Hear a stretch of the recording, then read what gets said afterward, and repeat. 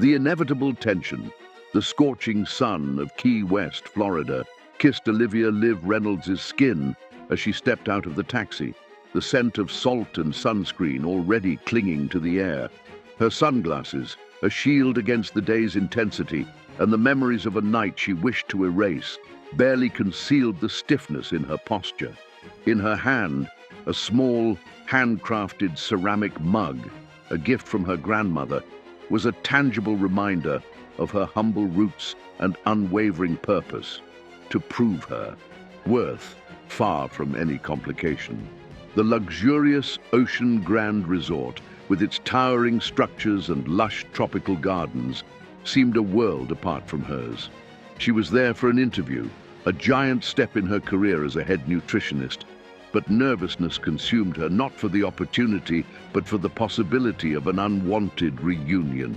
The night before, a blur of drinks and laughter by the ocean lingered like a cloud of smoke in her memory. A charming stranger, a carefree flirtation, and a stolen kiss under the moonlight. Liv, in her bubble of self-control and seriousness, rarely allowed herself such indulgences. That slip was an uncomfortable reminder of her own vulnerability, a crack in her fortress of perfectionism. She squeezed the mug in her hand, seeking the object's familiarity, the solidity that contrasted with the ephemeral nature of that night. That encounter couldn't mean anything. It couldn't have consequences for her meticulously planned life. She was there to work, to build a future, not to relive mistakes. Upon entering the hotel's grand lobby, Liv felt the cold air conditioning contrast with the outside heat, a reflection of the shock she'd felt receiving the call from the resort. Hired as head nutritionist for a wellness program, perfect opportunity, but tension set in when she learned the new project director was Ethan Hayes. Ethan, the name resonated in her mind, an echo of the seductive voice from the night before. The hope that he was just another faceless tourist faded with each step toward the reception. The irony of fate, bringing together two people who tried so hard to forget each other, was almost comical. While waiting at reception, Liv observed the hotel's details: the polished marble, the exotic flowers, the constant movement of guests and staff. Everything was opulent, a world distant from her humble upbringing. She felt a slight discomfort, a sense of not belonging that compelled her to prove herself even more. The shadow of family expectations, especially those related to health and well-being, hung over her. Her obsessive dedication to nutrition was not just a professional choice, but a shield, a way to avoid the helplessness she had felt in the past when a loved one fell ill. Suddenly, a familiar voice, husky and slightly teasing, broke the ambient melody. Well, if it isn't my favorite nutritionist." Liv turned, and there he was, Ethan Hayes, with a crooked smile and bright eyes, exuding a charm that was almost irritating. He wore an impeccable suit, which contrasted with the casual clothes of the night before, but the air of an irresponsible playboy was undeniable. His presence hit her like a wave, a mixture of anger, shame, and, to her own surprise, an undeniable attraction that made her swallow hard. Ethan watched her, a mix of surprise and amusement in his gaze. Was the serious, professional woman in front of him the same one who danced uninhibited on the beach? That night had been a mere deviation, an attempt to escape family expectations, and he hadn't expected to meet her again. The idea of having to work with Liv was both intriguing and deeply inconvenient. His reputation for irresponsibility was a facade, a shield against family pressure.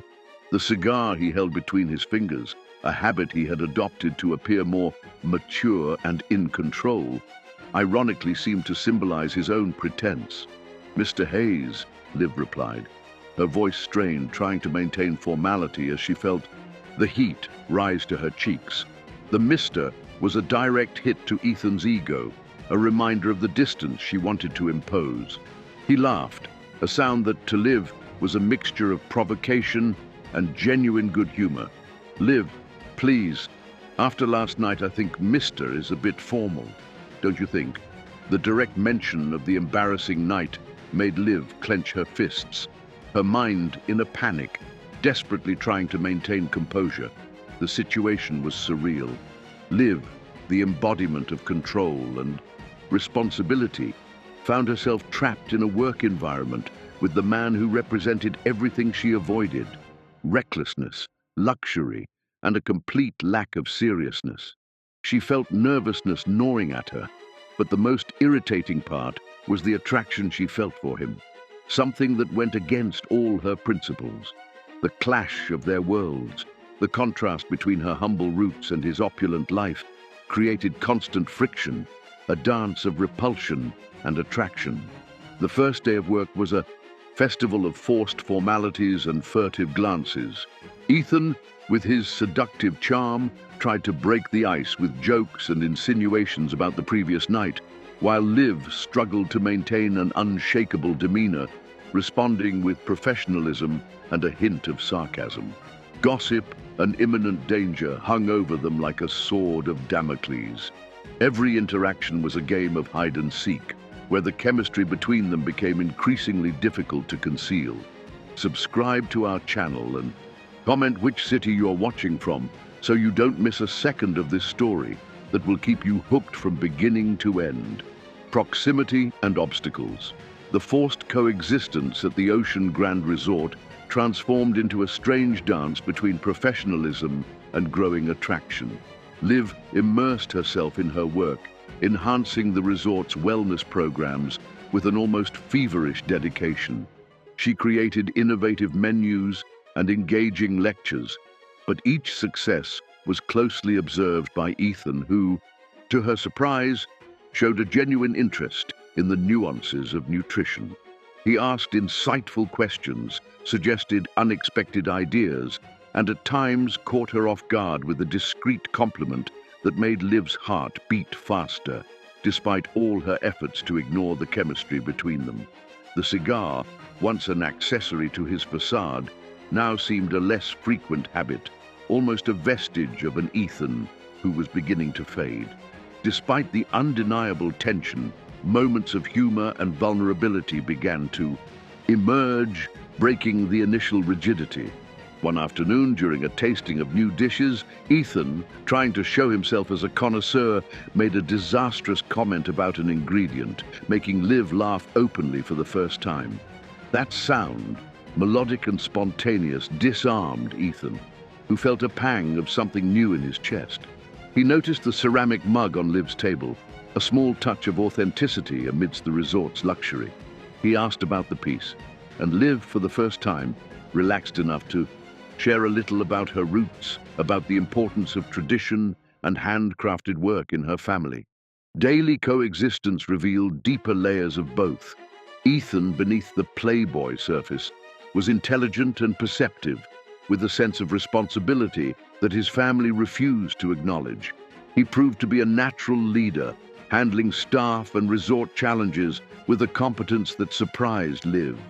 She, in turn, behind the serious nutritionist, had a sharp wit and observational skills that fascinated him. The physical attraction, once a mere nuisance, transformed into a mutual recognition of intelligence, passion for what they did, and a strange complementarity. A major corporate event, the Hotel Innovation Week, was scheduled for the resort, requiring Liv and Ethan to work together tirelessly. The hours spent in the resort office, amidst plans and strategies, became a battlefield for their feelings.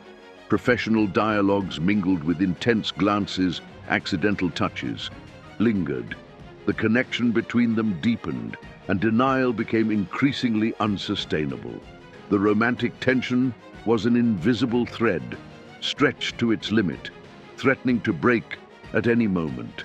During one of those long nights of work, Liv, exhausted, confessed a subtle fear. Sometimes I feel like I can't fail, like every mistake I make could hurt someone I love. Her voice was low, laden with a rare vulnerability. Ethan looked at her, surprise on his face. He, who lived under the pressure of perfection, understood that feeling. In an unplanned gesture, he took her hand, a gentle touch, and squeezed it. I get it. It's like we're always under a microscope, waiting for the moment to prove we're worthy. The mutual understanding, the feeling of not being alone in their pressures, was a moment of profound connection. The moment, however, was brutally interrupted by the unexpected arrival of the matriarch of the Hayes family, Mrs. Evelyn Hayes, an imposing and traditional woman who arrived at the resort without warning. Her presence, laden with expectations and veiled judgments, hung over Ethan like a storm cloud. She saw him as the inadequate successor, the irresponsible playboy.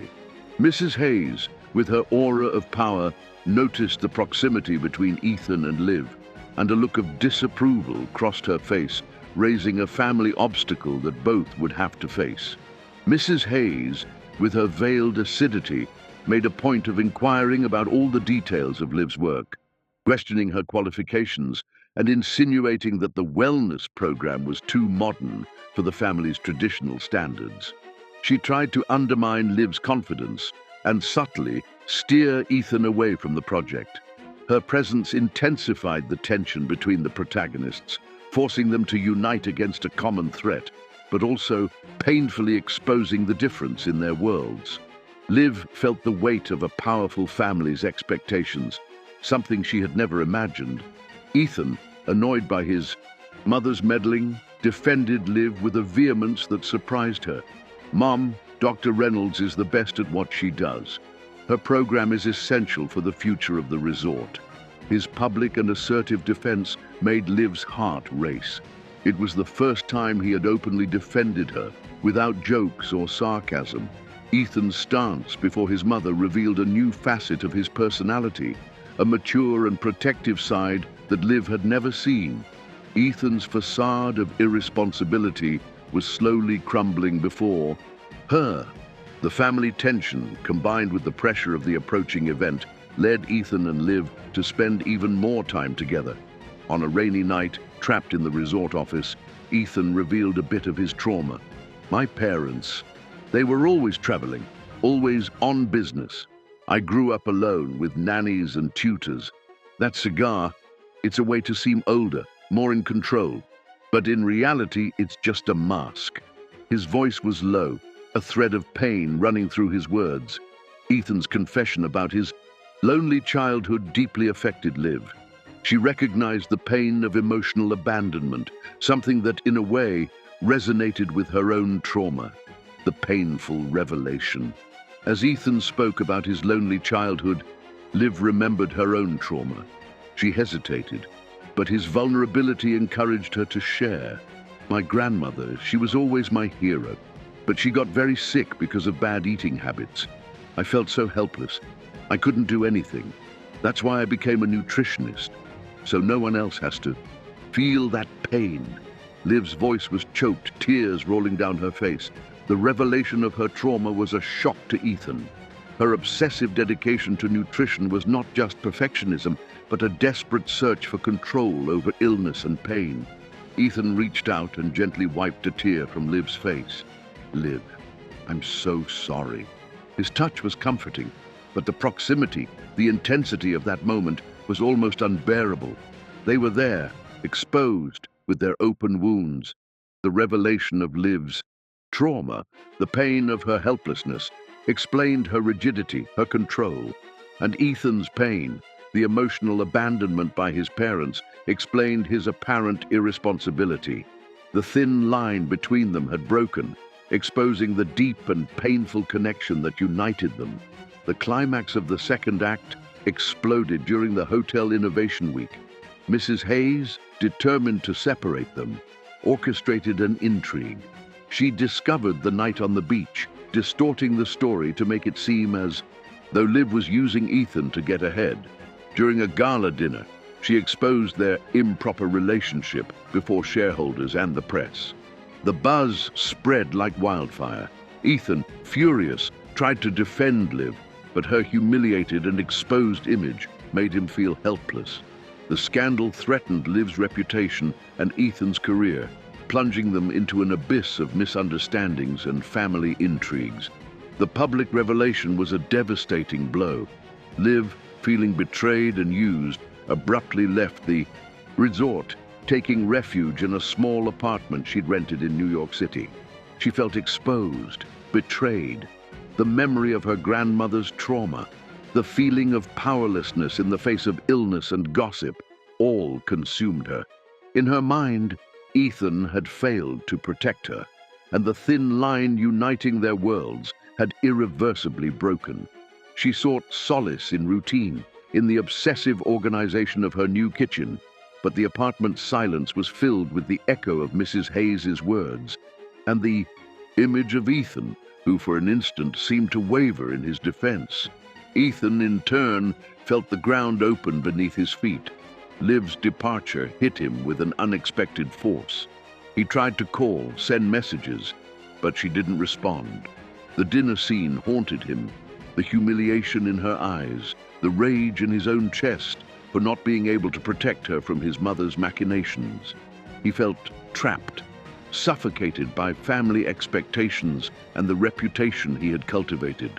The facade of irresponsibility he had built to protect himself now prevented him from being the man he truly wanted to be, from fighting for Liv and the truth. The absence of the cigar from his lips was a sign of his anguish, of the uselessness of his masks. Consumed by anguish, Ethan decided to confront his mother. In a tense meeting at the majestic Hayes estate in the heart of New York City, he demanded explanations. Mrs. Hayes, in her traditional rigidity, tried to justify her actions, claiming she was only protecting the family reputation, but Ethan wouldn't accept it. "You didn't protect me, Mom. You shamed me, and worse, you hurt an innocent person because of your own ambitions," he said, his voice firm, confronting her openly for the first time. It was the image of a matured Ethan who refused to be just the irresponsible heir. Meanwhile, Liv, seeking to calm her mind, visited a vibrant, authentic local market, a place she had always loved. The colorful fruits, the aroma of spices, the bustle of people, all connected her to her roots, to the simplicity and strength of her culture. She walked through the stalls, feeling the pulse of real life, a striking contrast to the artificial world of the resort. Her fingers brushed a pile of seasonal wildflowers, and the memory of her grandmother, of her resilience in the face of illness, came to the surface. It was a moment of clarity, of accepting her own imperfections, and of the need to forgive. Inspired by advice from a former mentor, Ethan, determined to regain Liv's trust, went to the local market, a place he had never visited before, but somehow knew she loved. He found her near a flower stall, her face serene amidst the hustle and bustle. The scent of the wildflowers, their vibrant color, made her recall how much the past, though painful, had shaped her. Seeing her there, so real, so genuine, Ethan felt a wave of emotion. He needed his truth to win her back. "Liv," he called, his voice soft. She turned, surprised. Ethan's eyes, once full of superficiality, now radiated a sincerity that disarmed her. "I'm so sorry for everything. My mother, she was wrong. I should have protected you better," he confessed, his voice heavy with regret. Liv looked at him, the pain still present, but also a glimmer of hope. He wasn't hiding behind excuses, he was taking responsibility. It was the first time he had shown himself so vulnerable, so stripped of his masks. Ethan extended his hand, holding a wildflower he had bought. "This flower, it reminds me that life is made of cycles, of memories, of celebrations, of losses and new beginnings. I don't want to lose you because of my own insecurities and my family." The gesture, loaded with symbolism, touched Liv deeply. It was an apology, a promise for the future. He was acknowledging the past, but looking forward. The sincerity in his eyes was undeniable, and the pain she felt began to subside. "I understand, Ethan," Liv said, her voice choked. "I'm sorry too. My fear of failing, of getting hurt again, made me push you away. The mutual acceptance, of their imperfections, of their fears, was the true turning point. They forgave each other, not only for the pains caused, but for the insecurities that had kept them apart. It was a forgiveness that came from a deep understanding of their stories, their traumas. The hidden link between them was finally exposed, strong and unbreakable. Back at the resort, Ethan and Liv worked together to rebuild both their reputations. Ethan, with new clarity about his priorities, took over the direction of the wellness project with renewed passion, incorporating Liv's ideas with even more enthusiasm. He publicly confronted his mother's manipulation, defending Liv and showing everyone that he was capable of being a fair and authentic leader. The matriarch, surprised by her son's firmness, began to yield, realizing that the playboy had matured and was finally forging his own path. Liv, in turn, blossomed in her new position. Her dedication to nutrition, once driven by trauma, was now fueled by a genuine passion for helping people. She allowed herself to be more flexible, more spontaneous, without abandoning her values. The small ceramic mug, once a shield, became a symbol of her strength and roots, which she embraced with pride. Their professional partnership solidified, but the romantic tension, now transformed into affection and respect, was the true driving force of their days. One day, Ethan invited her to dinner, not at a luxurious resort restaurant, but at a cozy, authentic local bistro in New York City, a place Liv had always loved and that he had discovered through her. It was a simple gesture, but full of meaning. He was integrating her world into his, showing he was willing to cross the line to build a future that respected both their roots. That dinner was not just a meal, but a celebration of overcoming, healing, and a love that had emerged from the ashes of misunderstandings and traumas. They sat at the table under the cozy lights of the bistro, the sound of live jazz music filling the air. Ethan looked at Liv, a genuine smile on his face, without the slightest hint of pretense. He wasn't holding a cigar, but her hand, gently. "Liv, I'm not that Ethan you met on the beach anymore, and you're no longer the nutritionist who only hides behind perfection. We've changed, and I want to keep changing with you." His confession, coming from the depths of his soul, touched Liv deeply. She smiled, her eyes glistening. "Me too, Ethan, me too." In that moment, under the soft light of the bistro, surrounded by vibrant American culture, they leaned in and kissed. It wasn't a kiss from an embarrassing night on the beach, but a kiss of healing, of acceptance, of a love that had overcome pride, family intrigues, and their own traumas. The ending was not just romantic, but an affirmation of their individualities, the overcoming of their wounds, and the building of a future together, a future where the thin line between their worlds had transformed into a solid, unshakable bridge. The last scene showed them walking hand in hand down a colorful street in New York City, the afternoon sunlight bathing their faces. Liv held the ceramic mug, now not as a shield, but as a symbol of her essence. Ethan, without the cigar, smiled freely.